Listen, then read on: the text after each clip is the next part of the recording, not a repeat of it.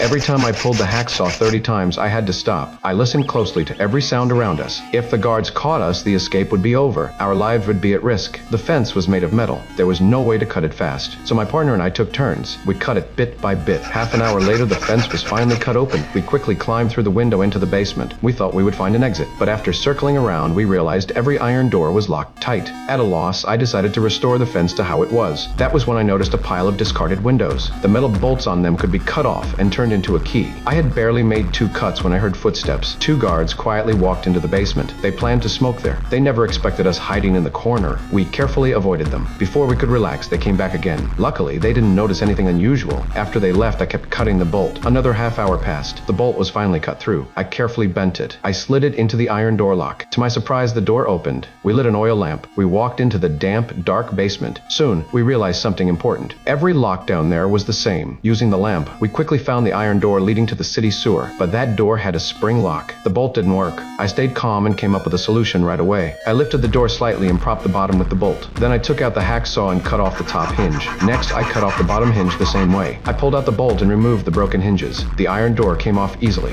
We were just one step away from freedom. We didn't rush. I snapped the match in half. I wedged it into the hinge gap. I tapped it with the bolt until it fit perfectly. Once it was done, I stepped inside and hung the door back up. We not only removed the door, but also disguised the seam. It would be hard for the guards to notice. We entered the sewer filled with excitement. Then we saw it was sealed with thick cement. Regular tools couldn't cut through it, but the wall next to it was made of poor cement. I could scrape it off easily. In a few days, we could break through. So I decided to come back the next day with proper tools. The sky was getting brighter. The guards would start their rounds soon. We rushed back to our beds. We pretended nothing had happened. The guards didn't suspect a thing. That night taught me something. We didn't have a watch. We had no idea what time it was. 10 seconds later, we would have been exposed. To avoid that, we needed a timer. Charlie used a doctor visit as an excuse. He stole 2 glass bottles. When the guards weren't looking, he grabbed 2 handfuls of sand and stuffed them into his pockets. Even though he knew we were searched every time, he still took the risk. Pourquoi tu brûles du sable?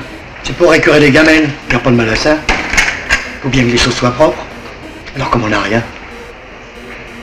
The guards didn't notice anything and let him go. With those materials, I made an hourglass. After testing it, the result was clear. 1 full cycle lasted about half an hour. Now we could roughly track the time. Not long after, we brought tools to the sewer. We built a simple platform with planks. We placed the hourglass on it. I drew a circle on the wall. We started scraping the cement. Sure enough, the cement was weak and a large chunk came off fast, but the bricks underneath became the biggest problem. During a break, I fully shaped the bolt into a key. I checked the time. It was already 8 in the evening. It was time for the shift change. I pulled the rope to wake my partner. Just then, the guards came to inspect the rooms. We fooled them with a dummy. I led the shift change partner to the assigned spot. Then I turned back to rest. My 2 partners started their work. But the next day, we ran into